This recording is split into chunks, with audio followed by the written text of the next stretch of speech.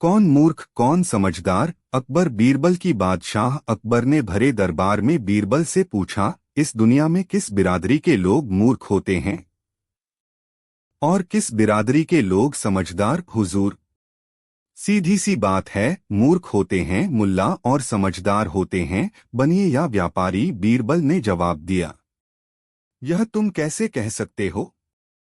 मुल्ला तो पढ़ लिख कर धर्म कर्म का काम देखने वाले होते हैं।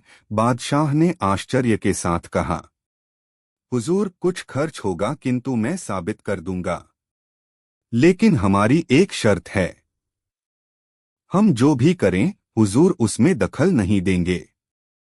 हमें मंजूर है। बादशाह ने बीरबल की बात को स्वीकार कर लिया। बादशाह अकबर की अनुमति मिलने के बाद बीरबल ने शाही मुल्ला को दरबार में हाजिर होने के लिए आदेश भिजवाया। कुछ देर बाद मुल्ला दरबार में हाजिर हो गया। उसने बादशाह को सिर झुकाकर सलाम किया और बुलावे का कारण पूछा। इस पर बीरबल बोले, मुल्ला जी, बात यह है कि बादशाह अकबर को आपकी दाढ़ी पसंद आ गई है और वे चाहते हैं कि आप यह दाढ़ी उन्हें दे दें। इसके बादले में आप जो रकम चाहेंगे वह मिल जाएगी। दीवान जी, यह आप क्या कह रहे हैं? मैं दाढ़ी कैसे दे सकता हूँ? मुल्ला ने डरते हुए कहा। सोच लो मुल्ला जी, आप बादशाह से बैर करने जा रहे हैं। इसके बदले आप जितनी चाहें उतनी रकम ले सकते हैं। मुल्ला डर गया, बोला, जब बादशाह को दाढ़ी पसंद ही आ गई है तो मैं क्या कर सकता हूँ? आप इसके बदले 10 रुपए दिलवा दीजिएगा। शाही खजाने से मुल्ला जी को 10 रुपए दे दिए गए और नाई बुलवाकर उनकी दाढ़ी कटवा दी गई। मुल्ला जी की जान में जान आई। वह तुरंत दरबार छोड़कर भाग गया। मुल्ला जी के जाने के बाद बीरबल ने किसी दाढ़ी वाले व्यापारी को दरबार में पेश करने को कहा। कुछ ही देर में एक व्यापारी दरबार में हाजिर था। बीरबल ने उससे भी यही कहा कि बादशाह को उसकी दाढ़ी पसंद आ गई है और वे उसकी मुहमांगी कीमत देने को तैयार हैं। हुजूर, बादशाह सलामत तो जो चाहे मांग सकते हैं, हम रोकने वाले कौन हैं? किंतु किंतु क्या? हुजूर, आप तो जानते हैं कि यह दाढ़ी ही हम व्यापारियों की धाक है। इसी दाढ़ी को न कटवाने के कारण अपने माँ बाप की मृत्यु पर 20,000 रुपया ब्राह्मणों पर खर्च कर दिया था। अब आप ही बताएं। व्यापारी बोला, तुम्हें 20,000 रुपये चाहिए, मिल जाएंगे, बीरबल ने कहा। व्यापारी को शाही खजाने से 20,000 रुपये दे दिए गए। नाई आया और व्यापारी की दाढ़ी काटने बैठा। जैसे ही नाई ने दाढ़ी पर उस्तरा लगाया कि व्यापारी ने नाई को थप्पड़ मार दिया और गुस्से से कहा, कैसा नाई है तू? तुझे अक्ल नहीं है? तुझे पता है यह बादशाह अकबर की दाढ़ी है और तू इसे इस तरह से छीलेगा? भाग यहाँ से। यह देखकर बादशाह क्रोधित हो गए। उन्होंने व्यापारी को दरबार से बाहर कर दिया। तब बीरबल ने कहा, देखा, जहां पनाह मुल्ला जी तो 10 रुपए में दाढ़ी कटवाकर चले गए और व्यापारी 20,000 रुपये भी ले गया और दाढ़ी भी बचा गया। बीरबल की बात सुनकर बादशाह मुस्करा दिए। वीजी बीरबल और उसका आत्मविश्वास। अकबर और बीरबल दोनों इतने बातूनी थे कि मौका मिलते ही बातचीत शुरू कर देते। कभी राजकाज, कभी सांसारिक मुद्दे और कभी हंसी ठिठोली। बादशाह अकबर को बीरबल को परखने में बड़ा मजा आता था। एक बार अकबर ने बीरबल से पूछा, बीरबल, संसार में सबसे बड़ा हथियार कौन सा है? बादशाह सलामत। संसार में सबसे बड़ा हथियार है आत्मविश्वास, बीरबल ने जवाब दिया। अकबर ने मन ही मन बीरबल की इस बात को परखने का तय कर लिया। दैवयोग से अगले ही दिन एक हाथी पागल हो गया। ऐसे में हाथी को जंजीरों में जकड़ कर रखा जाता था। अकबर ने बीरबल के आत्मविश्वास की परखने का सोचा। एक तरफ तो उन्होंने बीरबल को बुलवा भेजा और दूसरी तरफ महावत को आदेश दिया कि जैसे ही वह बीरबल को आता देखे वैसे ही हाथी की जंजीर खोल दे। बीरबल को इन सब से अनजान जब वे बादशाह अकबर से मिलने उनके दरबार की ओर जा रहे थे तो पागल हाथी को छोड़ा जा चुका था। बीरबल अपनी ही मस्ती में चले जा रहे थे कि उनकी नजर पागल हाथी पर पड़ी जो चिंघाड़ता हुआ उनकी तरफ आ रहा था। बीरबल हाजिर जवाब, बहुत बुद्धिमान, चतुर और आत्मविश्वासी थे। वे तुरंत समझ गए कि बादशाह अकबर ने आत्मविश्वास और बुद्धि की परीक्षा के लिए ही पागल हाथी को छुड़वाया है। दौड़ता हुआ हाथी सूंड को उठाए तेजी से बीरबल की ओर चला आ रहा था। बीरबल ऐसे स्थान पर खड़े थे कि वह इधर-उधर भागकर भी नहीं बच सकते थे। ठीक उसी वक्त बीरबल को एक कुत्ता दिखाई दिया। हाथी बहुत निकट आ गया था, इतना करीब कि वह बीरबल को अपनी सूंड में लपेट लेता। तभी बीरबल ने झटपट कुत्ते की पिछली दोनों टांगें पकड़ी और पूरी ताकत से घुमाकर हाथी पर फेंका। बुरा तरह घबराकर चीखता हुआ कुत्ता जब हाथी से जाकर टकराया तो उसकी भयानक चीखें सुनकर हाथी भी घबरा गया और पलटकर भागा। अकबर को बीरबल की इस बात की खबर मिल गई और उन्हें यह मानना पड़ा कि बीरबल ने जो कुछ कहा है वह सच है। आत्मविश्वास ही सबसे बड़ा हथियार है। बीरबल की मोती बोने की कला। एक दिन बादशाह अकबर का दरबार लगा था। अचानक एक बहुत बड़ा जनसमूह आया और लोग जोर जोर से बीरबल के खिलाफ नारे लगाने लगे, बीरबल बदमाश है, पापी है, इसे सजा दो। भारी जनमत को बीरबल के खिलाफ देखकर बादशाह ने बीरबल को सूली पर चढ़ाने का हुक्म दिया। सजा का दिन तय हो चुका था। तय दिन बीरबल ने अपनी अंतिम बात कहने की आज्ञा मांगी।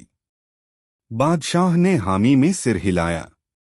बीरबल बोला, हुजूर, मैंने सारी चीजें तो आपको बता दी, लेकिन अफसोस रहेगा कि आपको मोती बोने की कला नहीं सिखा पाया। अकबर हैरानी से उसका मुंह ताकते हुए बोले, सच? क्या तुम मोती बोने की कला जानते हो? तो फिर ठीक है, जब तक तुम हमें यह कला सीखा नहीं देते तुम्हें जीने का अवसर दिया जाता है। बीरबल ने कुछ विशेष महलों की ओर इशारा करते हुए कहा, हुजूर, इन्हें ढहा दिया जाए क्योंकि इसी जमीन की मिट्टी में उत्तम मोती पैदा हो सकते हैं। महल ढहा दिए गए। ये महल बीरबल की झूठी शिकायत करने वाले दरबारियों के ही थे। बीरबल ने वहां जौ बो दिए। कुछ दिन बाद बीरबल ने सभी से कहा, कल सुबह ये पौधे मोती पैदा करेंगे। अगले दिन वहां भारी भीड़ जमा हो गई। ओस की बूंदें जौ के पौधों पर मोती की तरह चमक रही थी। बीरबल ने कहा, अब आप लोगों में से जो निरपराधी दूध का धुला हो इन मोतियों को काट ले। लेकिन यदि किसी ने एक भी अपराध किया होगा तो ये मोती पानी होकर गिर जाएंगे। कोई आगे न बढ़ा। लेकिन अकबर समझ गए कि गलतियां तो सभी से होती हैं। बादशाह ने बीरबल को मुक्त कर दिया। सार यह है कि किसी को दंडित करने से पूर्व उसके दोषी या निर्दोष होने के बारे में भली भांति जांच कर लेनी चाहिए। बीरबल और मर्तबान। एक बार बादशाह अकबर, बीरबल और सभी मंत्रीगण दरबार में बैठे हुए थे। सभा की कार्यवाही चल रही थी। एक एक करके राज्य के लोग अपनी समस्याएं लेकर दरबार में आ रहे थे। इसी बीच वहां एक व्यक्ति दरबार में पहुंचा। उसके हाथ में एक मर्तबान था। सभी उस मर्तबान की ओर देख रहे थे। तभी अकबर ने उस व्यक्ति से पूछा, इस मर्तबान में क्या है? उसने कहा, महाराज, इसमें चीनी और रेत का मिश्रण है। अकबर ने फिर पूछा, किस लिए? अब दरबारी ने कहा, गलती माफ हो महाराज, लेकिन मैंने बीरबल की बुद्धिमत्ता के कई किस्से सुने हैं। मैं उनकी परीक्षा लेना चाहता हूं। मैं यह चाहता हूं कि बीरबल इस रेत में से बिना पानी का इस्तेमाल किए चीनी का एक एक दाना अलग कर दें। अब सभी हैरानी से बीरबल की ओर देखने लगे।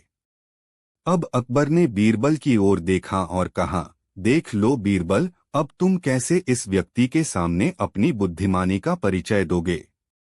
बीरबल ने मुस्कुराते हुए कहा, महाराज हो जाएगा, यह तो मेरे बाएं हाथ का काम है। अब सभी लोग हैरान थे कि बीरबल ऐसा क्या करेंगे कि रेत से चीनी अलग अलग हो जाएगी। तभी बीरबल उठे और उस मर्तबान को लेकर महल में मौजूद बगीचे की ओर बढ़ चले। उनके पीछे वह व्यक्ति भी था। अब बीरबल बगीचे में एक आम के पेड़ के नीचे पहुंचे। अब वह मर्तबान में मौजूद रेत और चीनी के मिश्रण को एक आम के पेड़ के चारों तरफ फैलाने लगे। तभी उस व्यक्ति ने पूछा, अरे यह क्या कर रहे हो? इस पर बीरबल ने कहा, ये आपको कल पता चलेगा। इसके बाद दोनों महल में वापस आ गए। अब सभी को कल सुबह का इंतजार था। अगली सुबह जब दरबार लगा तो अकबर और सारे मंत्री एक साथ बगीचे में पहुंचे। साथ में बीरबल और रेत व चीनी का मिश्रण लाने वाला व्यक्ति भी था। सभी आम के पेड़ के पास पहुंच गए। सभी ने देखा कि अब वहां सिर्फ रेत पड़ी हुई है। दरअसल रेत में मौजूद चीनी को चींटियों ने निकालकर अपने बिल में इकट्ठा कर लिया था और बची खुची चीनी को कुछ चींटियां उठाकर अपने बिल में ले जा रही थीं। इस पर उस व्यक्ति ने पूछा, चीनी कहाँ गई? तो बीरबल ने कहा, रेत से चीनी अलग हो गई है। सभी जोर जोर से हंसने लगे। बीरबल की यह चतुराई देख अकबर ने उस व्यक्ति से कहा, अगर अब तुम्हें चीनी चाहिए तो तुम्हें चींटियों के बिल में घुसना पड़ेगा। इस पर सभी ने फिर से ठहाका लगाया और बीरबल की तारीफ करने लगे। सीख, किसी को नीचा दिखाने का प्रयास आपके लिए हानिकारक हो सकता है। सोने का सिक्का। एक दिन अकबर ने अपने देश का पता लगाने और भेष बदलकर अपने देश के लोगों की राय जानने का फैसला किया। वह आम आदमी की तरह कपड़े पहनकर अपने महल से निकले। कुछ मिनटों तक चलने के बाद उसे महसूस हुआ कि कोई उसका पीछा कर रहा है। उसने पीछे मुड़कर देखा तो एक व्यक्ति उसके पास खड़ा होकर पेड़ों की ओर देख रहा था। अकबर ने फिर चलना शुरू किया। कुछ देर बाद उसने फिर पीछे मुड़कर देखा तो वही व्यक्ति दिखाई दिया। उस व्यक्ति ने अकबर से नजरें हटा लीं और दूसरी दिशा में देखने लगा। अकबर उस व्यक्ति से बहुत अप्रसन्न थे। वह अचानक पास आया। उस आदमी ने कहा, अरे तुम कौन हो? तुम कहां से हो? उस आदमी ने जवाब दिया, आप मुझे जिस भी नाम से चाहें बुला सकते हैं। सड़क ही मेरा घर है। मैं जहां भी जाता हूं वह जगह मेरा घर बन जाती है। उत्तर सुनकर अकबर को बहुत आश्चर्य हुआ और क्रोध भी आया। उसने फिर बड़े चिढ़े हुए स्वर में पूछा, तुम्हारा पेशा क्या है? तुम किधर जा रहे हो? उस आदमी ने जवाब दिया, मेरा कोई पेशा नहीं है। मैं बिना किसी उद्देश्य के घूम रहा हूं। आप कहां जा रहे हैं? आप यहां क्या कर रहे हैं? इस बार अकबर की नाराजगी अपनी सीमा पार कर गई। वह बहुत परेशान था मनुष्य। उन्होंने कहा, क्या आप जानते हैं कि आप किससे बात कर रहे हैं? उस आदमी ने कहा, हाँ मैं जानता हूं कि तुम कौन हो। तुम मेरे जैसे 2 हाथ और 2 पैर वाले व्यक्ति हो जो बिना किसी लक्ष्य के इधर उधर घूमते रहते हो। अकबर ने तुरंत अपनी जेब से एक सोने का सिक्का निकाला और कहा, तुम क्या सोचते हो? इस सिक्के को देखो। मैं इस देश का सम्राट हूं। वह आदमी कुछ देर तक उसे देखता रहा और फिर अकबर के हाथ से छीनकर भाग गया। अकबर ने चिल्लाकर कहा, चोर, चोर, उस आदमी को पकड़ो। वह मेरा सोने का सिक्का लेकर भाग रहा है। मैं तुम्हारा सम्राट हूं। लोग उस आदमी के पीछे दौड़े और उसे पकड़कर अकबर के पास ले आए। वह आदमी फिर उन लोगों पर चिल्लाने लगा, क्या तुम पागल हो? मैं तुम्हारा सम्राट हूं। मैं अपने लोगों की समस्याओं को करीब से देखने के लिए भेष बदलकर आया हूं। यह आदमी धोखेबाज है। मुझे चोट पहुंचाने के आरोप में तुम सभी को जेल में डाल दिया जाएगा। अकबर हक्का बक्का रह गया। उसने अपनी प्रजा को समझाने की कोशिश की, देखो मैं तुम्हारा सम्राट हूं। इस आदमी पर विश्वास मत करो। वह एक धोखेबाज है। जेल जाने के डर से आसपास जमा हुए लोगों ने अकबर पर आरोप लगाया और कहा, क्या तुम्हारा दिमाग खराब हो गया है? तुम जल्द ही जेल में बंद हो जाओगे। अपना मुंह बंद रखो और इस जगह से चले जाओ। अकबर बहुत बुरे मूड में घर लौटे। वह उस आदमी को ढूंढने के लिए कृतसंकल्प था जो उसका पीछा कर रहा था। उसने अपने कमरे में कदम रखा और देखा कि उसकी मेज पर सोने का सिक्का पड़ा हुआ था और कागज के टुकड़े पर कुछ शब्द लिखे थे। जहां पनाह, तुम अकेले अपने महल से बाहर मत जाओ। अब देश सुरक्षित नहीं है। अकबर ने सोचा, यह बीरबल ही होगा। मैं कसम खा सकता हूं। महेश दास बने बीरबल। महेश दास ने अपनी पढ़ाई पूरी कर ली थी। वह एक युवा व्यक्ति था जो नौकरी की तलाश में था जब उसे कुछ साल पहले सम्राट अकबर के साथ अपनी आकस्मिक मुलाकात याद आई। उसने उससे जाकर मिलने का निश्चय किया। इसलिए उसने अपनी सारी बचत ले ली। उस अंगूठी के साथ जो उन्होंने स्वयं सम्राट से प्राप्त की थी, अपनी मां से विदा ली और भारत की नई राजधानी फतेहपुर सीकरी के लिए निकल पड़े। महेश दास राजधानी की शानो शौकत और दिखावे से बहुत प्रभावित हुए जब वह महल की लाल दीवारों की ओर बढ़े। विशाल महल के द्वारों पर पहरा लगा दिया गया। महेश गेट के अंदर जाना चाहता था, लेकिन गार्ड ने उसे रोक दिया।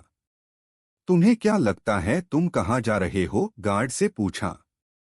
महेश ने नम्रतापूर्वक उत्तर दिया, सर, मैं राजा से मिलने आया हूँ। और राजा तुम्हारा इंतजार कर रहे होंगे, है ना? गार्ड ने व्यंग्यपूर्वक कहा। इस टिप्पणी पर महेश मुस्कुराए और बोले, हाँ सर, और अब मैं यहाँ हूँ। गार्ड क्रोधित हो गया और चिल्लाया, कोई भी सम्राट को देखने के लिए अंदर नहीं जा सकता। इससे पहले कि मैं तुम्हारा सिर काट दूं, चले जाओ। महेश अपनी हार मानने वाला नहीं था। उसने गार्ड को अकबर की अंगूठी दिखाई। राज्य में सभी लोग शाही अंगूठी को पहचान गए। यह देखकर गार्ड कुछ भी नहीं बोल सका। उसे महेश को अंदर आने देना पड़ा, हालांकि वह अभी भी ऐसा करने को तैयार नहीं था। तो गार्ड ने सोचा और महेश से कहा, आप एक शर्त पर अंदर जा सकते हैं। जो कुछ भी आपको सम्राट से मिलेगा, उसका आधा हिस्सा आपको मेरे साथ साझा करना होगा। महेश सहमत हो गया और गार्ड ने उसे अंदर जाने दिया। महेश दास अंदर गए और महान सम्राट के सामने झुक गए। अकबर ने मुस्कुराते हुए पूछा, तुम क्या चाहते हो, नौजवान? महेश अपने पैरों पर खड़ा हुआ और बोला, सर, मैं आपके आदेश पर यहाँ आया हूँ, और अंगूठी दिखाई। अकबर ने अंगूठी पहचान ली और कहा, स्वागत है युवक। अब बताओ तुम्हारे दिल की इच्छा क्या है? मैं उसे पूरा करने की पूरी कोशिश करूंगा। महेश को रक्षक से किया गया अपना वादा याद आया, इसलिए उसने सम्राट से उसे 100 कोड़े मारने की सजा देने को कहा। यह सुनकर राजा को आश्चर्य हुआ, लेकिन मैं आपके साथ ऐसा कैसे कर सकता हूँ? आपने कुछ भी गलत नहीं किया है। महेश ने नम्रता से कहा, सर, कृपया मेरे दिल की इच्छा पूरी करने के अपने वादे से पीछे न हटें। इसलिए बड़ी अनिच्छा के साथ अकबर ने महेश की पीठ पर 100 कोड़े मारने का आदेश दिया। सभी को आश्चर्यचकित करते हुए महेश ने बिना एक शब्द बोले हर आघात को सहन किया। 50वें कोड़े के बाद वह अचानक चिल्लाया, अभी रुको। अकबर ने पूछा, क्यों? क्या हुआ? महेश ने कहा, सर, जब मैं यहाँ आ रहा था तो आपके गार्ड ने मुझे महल के अंदर आने की अनुमति नहीं दी, जब तक कि मैंने उनसे वादा नहीं किया कि मैं आपसे जो कुछ भी प्राप्त करूंगा उसमें से अपना आधा हिस्सा दूंगा। मैंने अपना आधा हिस्सा ले लिया है। अब यह है, क्या आपके गार्ड की बारी है अपने हिस्से का आधा हिस्सा लेने की? सभी लोग जोर से हंस पड़े। गार्ड को अपमानजनक रिश्वत लेने के लिए बुलाया गया था। राजा ने कहा, तुम उतने ही बहादुर हो जितने पहले थे। तुम एक चतुर युवक बन गए हो। मैं अपने दरबार से भ्रष्ट लोगों को बाहर निकालने की कोशिश कर रहा था, लेकिन तुम्हारी छोटी सी चाल ने वह कर दिखाया जो मैं भी नहीं कर पाता था। कई कानून पारित करने के बाद अब से आप अपनी बुद्धि के आधार पर बीरबल कहलाएंगे और मेरे सलाहकार के रूप में मेरे साथ रहेंगे। इस तरह बीरबल का जन्म हुआ। राखपत और रखापत। एक बार दिल्ली दरबार में बैठे हुए बादशाह अकबर ने अपने नवरत्नों से पूछा, भाई यह बताओ सबसे बड़ा पत यानी शहर कौन सा है। पहले नवरत्न ने कहा, सोनीपत। दूसरा नवरत्न, हुजूर पानीपत सबसे बड़ा पत है। तीसरे नवरत्न ने लंबी हाँकी, नहीं जनाब, दलपत से बड़ा पत और कोई दूसरा नहीं है। चौथे नवरत्न ने अपना राग अलापा, सबसे बड़ा पत तो दिल्लीपत यानी दिल्ली शहर है। बीरबल चुपचाप बैठे हुए सारी बातें सुन रहे थे। अकबर ने बीरबल से कहा, तुम भी कुछ बोलो। बीरबल ने कहा, सबसे बड़ा पत है राखपत और दूसरा बड़ा पत है रखापत। अकबर, बीरबल, हमने सोनीपत, पानीपत, दलपत और दिल्लीपत सब पत सुन रखे हैं, पर राखपत रखापत किस शहर के नाम हैं? बीरबल बोले, हुजूर राखपत का मतलब है मैं आपके रखूं और रखपत का मतलब है आप मेरी बात रखो।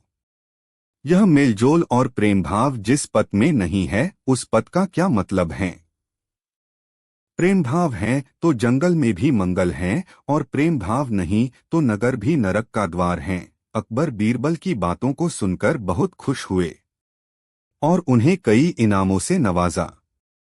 सबसे बड़ी चीज। एक दिन बीरबल दरबार में उपस्थित नहीं थे। ऐसे में बीरबल से जलने वाले सभी सभासद बीरबल के खिलाफ अकबर के कान भरने में लगे थे। अक्सर ऐसा होता था जब कभी बीरबल दरबार में उपस्थित नहीं होते थे, तभी दरबारियों को उनकी बुराई करने का मौका मिल जाता था। आज भी ऐसा ही हुआ। बादशाह के साले की चमचागिरी करने वाले कुछ सभासदों ने कहा, जहांपना, सत्य तो यह है कि आप बीरबल को जरूरत से ज्यादा मान देते हैं। हम लोगों से कहीं ज्यादा आपको उनकी फिक्र रहती है। आपने उन्हें बहुत सिर चढ़ा रखा है। ऐसा कौन सा काम है जो वे कर सकते हैं, हम नहीं? एक बार मौका तो देकर देखिए, आप बीरबल का नाम लेना भूल जाएंगे। बीरबल की बुराई बादशाह को हरगिज सहन नहीं थी। अतः उन्होंने उन चारों की परीक्षा लेने की सोची। देखो आज बीरबल तो यहाँ है नहीं और मुझे अपने एक सवाल का जवाब चाहिए। यदि तुम लोगों ने मेरे प्रश्न का सही जवाब नहीं दिया तो मैं तुम चारों को फांसी पर चढ़वा दूंगा। बादशाह की बात सुनकर वे चारों घबरा गए। उनमें से एक ने हिम्मत करके कहा, प्रश्न बताइए बादशाह सलामत। संसार में सबसे बड़ी चीज क्या है? और अच्छी तरह सोच समझकर जवाब देना, वरना मैं कह चुका हूं कि तुम लोगों को फांसी पर चढ़वा दिया जाएगा। बादशाह अकबर ने कहा, और हाँ, आड़े टेढ़े जवाब हरगिज नहीं चलेंगे। जवाब एक हो और बिल्कुल सही हो। बादशाह सलामत, हमें कुछ दिनों की मोहलत दी जाए। उन्होंने आपसी सहमति से कहा। ठीक है, तुम लोगों को 1 सप्ताह का समय देता हूं, बादशाह ने कहा। चारों दरबारी चले गए और दरबार से बाहर आकर सोचने लगे कि सबसे बड़ी चीज क्या हो सकती है। एक दरबारी बोला, मेरी राय में तो अल्लाह से बड़ा कोई नहीं। अल्लाह कोई चीज नहीं है। कोई दूसरा उत्तर सोचो। दूसरा बोला, सबसे बड़ी चीज है भूख, जो आदमी से कुछ भी करवा देती है। तीसरे ने कहा, नहीं नहीं, भूख भी बर्दाश्त की जा सकती है। फिर क्या है सबसे बड़ी चीज? 6 दिन बीत गए लेकिन उन्हें कोई उत्तर नहीं सूझा। हार कर वे चारों बीरबल के पास पहुंचे और उसे पूरी घटना कह सुनाई, साथ ही हाथ जोड़कर विनती की कि प्रश्न का उत्तर बता दें। बीरबल ने मुस्कुराकर कहा, मैं तुम्हारे प्रश्न का उत्तर दूंगा, लेकिन मेरी एक शर्त है। हमें आपकी एक क्या 1000 शर्तें मंजूर हैं, चारों ने एक स्वर में कहा। बस आप हमें इस प्रश्न का उत्तर बताकर हमारी जान बख्शी करवाएं। बताइए आपकी क्या शर्त है। तुम में से 2 अपने कंधों पर मेरी चारपाई रखकर दरबार तक ले चलोगे। एक मेरा हुक्का पकड़ेगा, एक मेरे जूते लेकर चलेगा, बीरबल ने अपनी शर्त बताते हुए कहा। यह सुनते ही वे चारों सन्नाटे में आ गए। उन्हें लगा मानो बीरबल ने उनके गाल पर कसकर तमाचा मार दिया हो, मगर वे कुछ बोले नहीं। अगर मौत का खौफ न होता तो वे बीरबल को मुंहतोड़ जवाब देते, मगर इस समय मजबूर थे। आठ तुरंत राजी हो गए। 2 ने अपने कंधों पर बीरबल की चारपाई उठाई, तीसरे ने उनका हुक्का और चौथा जूते लेकर चल दिया। रास्ते में लोग आश्चर्य से उन्हें देख रहे थे। दरबार में बादशाह ने भी यह मंजर देखा और वह मौजूद दरबारियों ने भी। कोई कुछ न समझ सका। तभी बीरबल बोले, महाराज, दुनिया में सबसे बड़ी चीज है गरज। अपनी गरज से ये पालकी यहाँ तक उठाकर लाए हैं। बादशाह मुस्कुराने लगे। वे चारों सिर झुकाकर एक ओर खड़े हो गए। सिर के बाल मुड़वा दूंगा। दिल्ली नगर में एक बड़े सुप्रतिष्ठित और विद्वान ब्राह्मण रहते थे। उनके श्रेष्ठाचरण से दरबार में उनका बड़ा सम्मान था। पंडित जी का स्वभाव था कि वे बिना समझे बूझे किसी कार्य में हाथ नहीं डालते थे और जिस बात को मुख से एक बार कह देते उसको प्राणपण से पालन करते थे। उनसे उनका भृत्य समुदाय सदा भयभीत रहता। एक दिन ऐसो घटना घटी जब उक्त पंडित जी चौके में बैठकर भोजन कर रहे थे।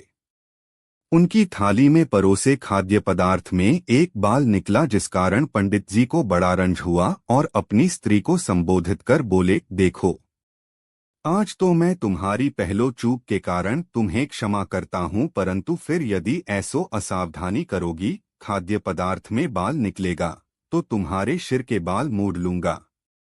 हरी इच्छा भावी बलवाना। यद्यपि बिचारी स्त्री अपने स्वामी का जिद्दी स्वभाव समझकर बराबर भयभीत रहा करती थी और भोजन बनाने व परोसने के समय अपने बालों को खूब संभार कर बांधे रहती थी, परंतु होनी को कौन रोक सकता है, वह तो होकर ही रहती है।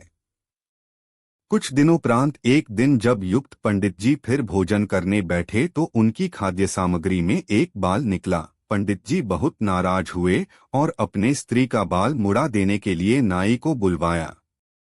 अपने स्वामी को नितांत क्रोधित देखकर स्त्री ने भीतर से किवाड़ बंद कर लिया। पंडित जी ने हजारों डांट फटकार सुनाई, परंतु स्त्री ने किवाड़ नहीं ही खोला। इतना सब हो जाने पर भी पंडित जी अपनी जिद पर तुले ही रहे। स्त्री ने सोचा, अब इस प्रकार काम चलना कठिन दिख पड़ता है, कोई उपाय तत्काल करनी चाहिए। उसने एक आदमी को पोहर भेजकर अपने भाइयों को सहायता के लिए बुलवाया। उसके 4 भाई थे। अपनी बहन को इस प्रकार अपमानित होते सुन उन्हें अपने बहनोई के हठवादिता पर बड़ा खेद हुआ और उसके उद्धार का उपाय सोचने लगे।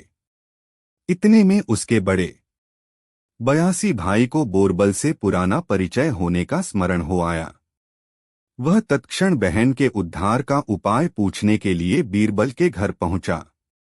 उस समय बीरबल चारपाई पर पड़े 2 पुस्तक पढ़ रहा था। अपने मित्र का संदेशा सुन उसे पास बुलाकर उसका कुशल समाचार पूछा। वह अपने बहन की दुर्दशा का आद्योपांत कारण बतलाकर बोला, मैं आपसे अपने बहन के उद्धार की तरकीब बूझने आया हूँ, मेरी मदद कीजिए। बीरबल बोला, तुम चारों भाई नंगे सिर होकर अपने बहनोई के पास इस ढंग से जाओ मानो कोई मर गया हो, तब तक मैं भी आ पहुंचता हूँ। उधर पंडित जी स्त्री के द्वार न खोलने पर क्रुद्ध होकर नौकरों से कहा, अभी बढ़ी को बुला लाकर दरवाजे को तोड़ डालो। इसी बीच वे चारों भी नंगधंग सिर खोले आ पहुंचे। इनके आने के थोड़ी देर पश्चात बीरबल भी शवदाह का सब सामान लिए हुए आया और पंडित जी के ऐन द्वार पर टिकठी बांधने लगा। उधर स्त्री के भाइयों ने पंडित जी को जबरन चारों तरफ से कपड़े से ढककर कफनी याना प्रारंभ किया। जब पंडित जी ने चींचप्पड़ मचाया तो वे क्रोधित होकर बोले, खबरदार, चुपचाप पड़े रहो, बिना पहले तुम्हें कफनियाए किसकी मजाल है जो मेरी बहन को हाथ लगाए। वे पंडित जी को बांधकर बीरबल के पास ले गए। इस नवीन कौतूहल को देखने के लिए वहां पर बादमियों की जमघट सो लग रही थी। अपने पड़ोसियों के सामने अपनी ऐसी दुर्गति देख पंडित जी का सिर लज्जा के बोझ से दब गया और अपनी रहाई के लिए 4 सालों से अनुनय विनय करने लगे। उसकी स्त्री समीप की कोठरी से छिपकर सारी दुर्दशाएं देख रही थी। पति को भाइयों से गिड़गिड़ाते देख उसे दया आ गई और उसका पवित्र हृदय धर्मसागर में गोते मारने लगा। स्त्री ने कहा, चाहे जो हो, मैं पति की ऐसी दुर्दशा अपनी आंखों नहीं देख सकती। वह मेरा देवता है, उसके कोप करने से मेरा सर्वनाश हो जाएगा। पति की हंसी कराकर कुलटाएं भले ही प्रसन्न हो सकती हैं, परंतु पतिपरायणा नहीं। वह कपाट खोलकर बाहर आई और अपने भाइयों से उसे छोड़ देने का आग्रह करने लगी। भाइयों को बहन कहने पर अमल न करते देख बीरबल स्वयं उनसे क्षमा प्रार्थी हुआ और उसके पति को छोड़ देने की आज्ञा दी। पंडित जी छोड़ दिए गए। अंत में उन्हें अपनी हठधर्मी पर बड़ा पश्चाताप हुआ। इस स्वांग से बीरबल का अभिप्राय था कि पति के जीवितावस्था में स्त्री का मुंडन नहीं हो सकता था। पहले पति मर ले तो स्त्री का मुंडन किया जाए। बीरबल पंडित जी को छोड़वा और उनकी स्त्री का कष्ट निवारण कर लौट गया। चारों भाई अपनी बहन के घर मेहमानी करने के लिए टिक रहे। धन्य है हमारी उन भारत ललनाओं को जो आने पर कठिन संकट उठाकर भी पतिव्रत की रक्षा करती हैं। ए देवियों, पति से कष्ट उठाकर भी पति सेवा करना तेरा ही काम है। अपने पति को कष्ट में देख भला तुम कैसे सहन कर सकती हो। पति को ईश्वर तुल्य मानकर पूजन करने वाली संसार प्रसिद्ध एकमात्र भारत ललना ही है। कराई गई तो सारी बातें झूठी निकली। उसके गुप्तचर सच्ची खबर नहीं देते थे, जिससे कालांतर में उनका भेद खुल में बादशाह दूतों के ऐसे विश्वासघात करने पर आग बबूला हो गया और उनको कठिन दंड दिया। अकबर, बीरबल और कौए। एक दिन अकबर अपने मंत्री बीरबल के साथ अपने महल के बाग में घूम रहे थे। अकबर बागों में उड़ते कौओं को देखकर कुछ सोचने लगे और बीरबल से पूछा, क्यों बीरबल, हमारे राज्य में कितने कौए होंगे? बीरबल ने कुछ देर अंगुलियों पर कुछ हिसाब लगाया और बोले, हुजूर, हमारे राज्य में कुल मिलाकर 95,463 कौए हैं। तुम इतना विश्वास से कैसे कह सकते हो? हुजूर, आप खुद गिन लीजिए, बीरबल बोले। अकबर को कुछ इसी प्रकार के जवाब का अंदेशा था। उन्होंने ने पूछा, बीरबल, यदि इससे कम हुए तो इसका मतलब है कि कुछ कौए अपने रिश्तेदारों से मिलने दूसरे राज्यों में गए हैं। और यदि ज्यादा हुए तो इसका मतलब यह है, हुजूर, कि कुछ कौए अपने रिश्तेदारों से मिलने हमारे राज्य में आए हैं। बीरबल ने मुस्कुराकर जवाब दिया। अकबर एक बार फिर मुस्कुराकर रह गए। दोस्ती तोड़ना। बादशाह के बेटे सलीम और एक मंत्री के बेटे के बीच बहुत गहरी दोस्ती होने लगी। हालांकि अकबर को यह उभरती दोस्ती पसंद नहीं थी। उन्होंने बीरबल को बुलाया और कहा, बीरबल, ऐसा कुछ करो कि मेरे बेटे और मंत्री के बेटे की दोस्ती टूट जाए। मुझे यह पसंद नहीं है। बीरबल ने कहा, ठीक है, मैं ऐसा करूंगा। बीरबल सीधे बगीचे में गए जहां सलीम और उसका सबसे अच्छा दोस्त झूले में बैठे बातें कर रहे थे। वह सलीम के पास आया और उसके कान में कुछ कहने का नाटक किया, लेकिन कुछ बोला नहीं। जब वह जाने को हुआ तो उसने सलीम से जोर से कहा, कृपया यह मत बताओ किसी को भी। मंत्री का बेटा उत्सुक हो गया। उसने सलीम से पूछा, बीरबल ने क्या कहा? सलीम ने कहा, उसने मेरे कान में एक शब्द भी नहीं कहा। हालांकि मंत्री के बेटे को इस पर विश्वास नहीं हुआ। उसने सोचा, बीरबल ने जरूर मेरे बारे में कुछ बुरा कहा होगा और सलीम उसे मुझसे छुपा रहा है। मुझे लगता है कि वह मुझे पसंद नहीं करता। बस वह यह बात मुझसे नहीं कह सकता। वह वहां से चला गया और फिर कभी सलीम के पास नहीं आया। The idiotic chaperone. मंत्री के पुत्र से मित्रता टूटने पर अकबर का पुत्र सलीम बहुत निराश हुआ। उन्होंने अपने परिवार के सदस्यों से किसी भी तरह के संवाद से खुद को अलग कर लिया। सलीम अधिक से अधिक समय अकेले बिता रहा था। अकबर उससे बहुत चिंतित था। उन्होंने बीरबल से पूछा, तुम्हें क्या लगता है कि सलीम ऐसा व्यवहार क्यों कर रहा है? बीरबल ने उत्तर दिया, दोस्ती पृथ्वी पर सबसे कीमती चीज है और हमने इसे उससे चुरा लिया है। उसे कुछ समय दें, वह जल्द ही इससे उबर जाएगा। अकबर ने जोर देकर कहा, बीरबल, मैं चाहता हूं कि तुम जाओ और उससे बात करो, उसके साथ कुछ समय बिताएं। मेरी उपस्थिति उसे और अधिक कठोर बना देगी और वह वापस अपने आप में सिमट जाएगा। जाओ और उससे बात करो और उसे उसके सामान्य स्वरूप में वापस लाओ। बीरबल ने अकबर के निर्देशों का पालन किया और सलीम से मिलने के लिए बगीचे में गया। सलीम झूले पर बैठा था। उसने बीरबल को देखा लेकिन जल्द ही अपनी आंखें फेर लीं। बीरबल उससे बात करने लगा। सलीम को हंसाने के लिए उसने अपने स्टॉक में सबसे मजेदार कहानियां सुनाई, लेकिन सलीम के चेहरे पर हंसी का कोई निशान नहीं था और बीरबल अचानक चिंतित हो रहे थे। बीरबल, तुमने लोगों को बोर कर दिया, इसलिए अधिकता। मुझे आश्चर्य है कि पिताजी ने तुम्हें क्यों नियुक्त किया है। आप केवल एक बहुत ही मूर्ख व्यक्ति के संरक्षक बन सकते हैं। तब बीरबल ने उत्तर दिया, लेकिन मैं अब वास्तव में एक बहुत ही मूर्ख व्यक्ति का संरक्षक बन गया हूं। आपने सही समझा। सलीम समझ गया कि यह बात उसके पिता की ओर है। वह जोर जोर से हंसने लगा और बोला, बीरबल, तुम सचमुच बहुत बुद्धिमान व्यक्ति हो। अकबर और बेशकीमती हार। एक दिन शहंशाह अकबर ने अपनी रानी को बेशकीमती हार तोहफे में दिया।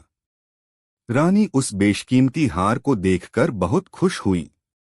अकबर, ये लीजिए बेगम साहिबा, हमारी तरफ से आपके लिए ये तोहफा। रानी, बादशाह सलामत, ये तो बहुत खूबसूरत है। ऐसा हार तो मेरे पास एक भी नहीं है। मुझे ये बहुत पसंद आया, बहुत खूबसूरत है। अकबर, हाँ बेगम साहिबा, खूबसूरत तो होगा ही। मैंने इसे खास कारीगरों से बनवाया है, खास आपके लिए। रानी, ये मुझे बहुत पसंद आया। मैं इसे हमेशा अपने पास रखूंगी, कभी अपने से अलग नहीं होने दूंगी। मैं बहुत खुशनसीब हूँ, जहांपना। अकबर, आपको हमारा तोहफा पसंद आया, जानकर हमें बहुत खुशी हुई। आप जब भी इसे पहनेगी, इसमें आपको हमारा प्यार नजर आएगा। रानी, शुक्रिया, जहांपना। फिर अगली सुबह जब रानी सोकर उठी और नहाकर तैयार हुई तो उन्हें अपना हार नहीं मिलता है। वह बहुत दुखी हो जाती हैं। रानी, कहाँ गया हार? अभी तो यहीं रखा था। रात जब मैं सोई थी तभी मैंने उसे यहीं रखा था। कहाँ चला गया? मेरा हार कहीं खो गया। दासियों, दासियों, कोई है यहाँ? रानी के बुलाने पर एक दासी वहां हाजिर होती है। दासी, क्या हुआ महारानी जी? रानी, हमारा हार कहीं खो गया है, उसे ढूंढने में हमारी मदद कीजिए। रात सोने से पहले हमने उसे यहीं रखा था, लेकिन अब वह वहां नहीं है। दासी, महारानी जी, आप कोई दूसरा हार पहन लीजिए, आपके पास तो कई हार हैं। रानी, नहीं नहीं, बिल्कुल नहीं, वो हार हमारे लिए बहुत खास है। वो हार हमें जहांपनाह ने बहुत प्यार से दिया था। हमें वही हार चाहिए, कोई और दूसरा नहीं चाहिए। ये बात कहकर रानी मायूस होकर बैठ जाती हैं। तभी थोड़ी ही देर में वहां अकबर आ जाते हैं। अकबर, क्या हुआ आपको? आप इतनी उदास क्यों बैठी हैं? रानी, जहांपनाह, वो जहांपनाह, आपने जो हार हमें तोहफे में दिया था वो कहीं खो गया है। अकबर, खो गया है? क्या मतलब खो गया है? आप कहना क्या चाहती हैं? कहीं वो आपने गिरा तो नहीं दिया। रानी जहांपनाह, मैंने रात को सोने से पहले उसे यहीं उतार कर रखा था, फिर न जाने वो कहाँ चला गया। जहांपनाह, हमें माफ कर दीजिए, हम आपके तोहफे की हिफाजत नहीं कर पाए। और वह रोने लगी। अकबर, महारानी आप रोए मत, वो बस मामूली सा तोहफा था, हम आपके लिए उससे भी अच्छा हार बनवा देंगे। और हम आपसे वादा करते हैं कि हम आपको वो हार भी ढूंढ कर देंगे। बस आप परेशान न हो, आज आप हमारे कमरे में ही ठहर जाइए। सिपाही, तुम कुछ और सिपाहियों और दासियों को साथ लेकर रानी के कमरे का कोना कोना छान मारो, हमें वो हार चाहिए। सिपाही, वो जहांपनाह, महल के दूसरे हिस्सों में भी कई चोरियां हो चुकी हैं। हम सभी ने उस चोर को पकड़ने की बहुत कोशिश की, लेकिन नाकामयाब हुए। अकबर, क्या महल के दूसरे हिस्सों में भी चोरी हो चुकी है? इसकी खबर हमें पहले क्यों नहीं दी गई? जाओ, पहले हार को महारानी के कमरे में ढूंढो, अगर वहां नहीं मिलता है तो हम कुछ और सोचेंगे। सिपाही थोड़ी देर बाद आता है। सिपाही, जहांपनाह, हमने सब जगह ढूंढ लिया, लेकिन हार कहीं नहीं मिला। अकबर, मामला गंभीर हो चुका है, अब सिर्फ बीरबल ही इस मामले को सुलझा सकते हैं। सिपाहियों, बीरबल को अभी हमारे पास बुलाया जाए, हमें वो हार आज रात ही चाहिए। बीरबल थोड़ी ही देर में वहां हाजिर होते हैं। क्यों किया? सब खैरियत है? अकबर, दरअसल बीरबल, बात यह है, हमने अपनी रानी को तोहफे में एक बेशकीमती हार दिया था, लेकिन रानी जब सुबह उठीं तो हार वहां नहीं था। रानी बहुत उदास हैं, हमसे उनकी यह उदासी नहीं देखी जाती।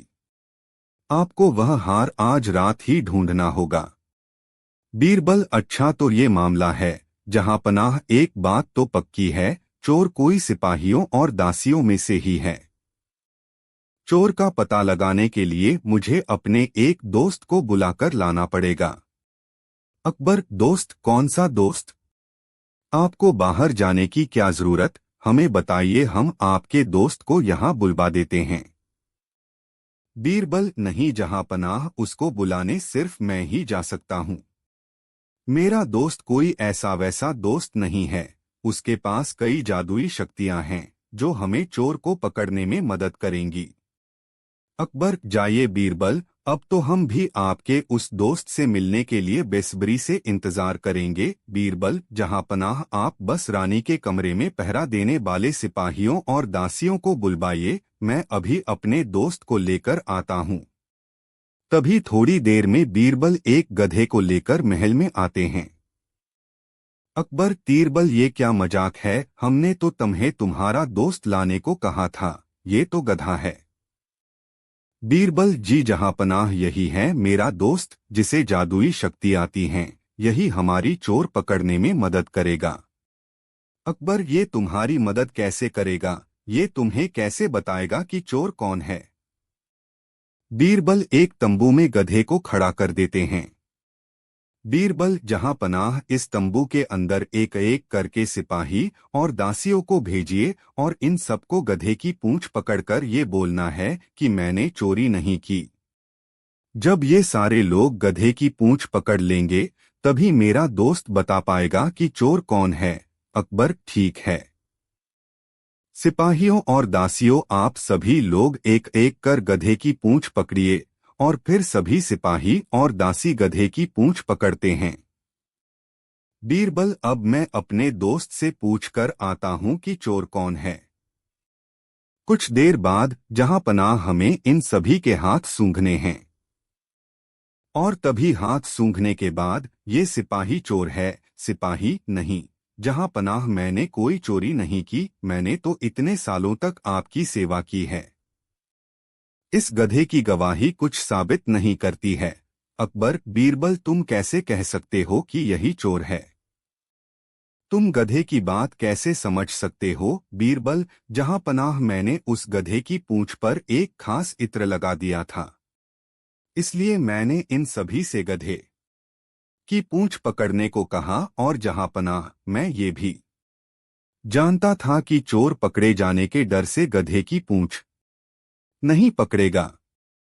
उस इत्र की खुशबू सभी के हाथों में से आ रही थी, लेकिन जब मैंने इसके हाथ सूंघे तो इसके हाथों में वह खुशबू नहीं आ रही थी। इसलिए यही चोर है। अकबर, नमक हराम, हम तुम्हें इसकी सजा देंगे। सिपाही, नहीं, जहां पनाह मुझे माफ कर दीजिए। मैं लालची हो गया था, मुझे माफ कर दीजिए। मैं चोरी की हुई सारी चीजें लौटा दूंगा, बस मुझे माफ कर दीजिए। अकबर, नहीं, तुम्हें माफ नहीं किया जा सकता है। जिस थाली में खाते हो उसी में छेद करते हो। सिपाहियों, ले जाओ इसे काल कोठरी में डाल दो। बीरबल, एक बार फिर आपने अपनी चतुराई से उस चोर को पकड़वा दिया। शुक्रिया बीरबल। शुक्रिया बीरबल, शुक्रिया जहांपना। वर्ष में अपना नाम प्रख्यात किया था, सो आज देव के प्रकोप से मिट्टी में मिल गया। अब मुझसे गुलामी करते नहीं 26 बनेगी, अतएव कृपा कर मुझे प्राण दंड की आज्ञा दीजिए। बादशाह ने शेरली से पूछा, शेरली, अब तुम इस आदमी को क्या करना चाहते हो? शेरली बोला, गरीब परवर, अब मुझे इसकी कोई जरूरत नहीं है। मेरी बात रह गई, अब आपके जी में जो आवे सो कीजिए।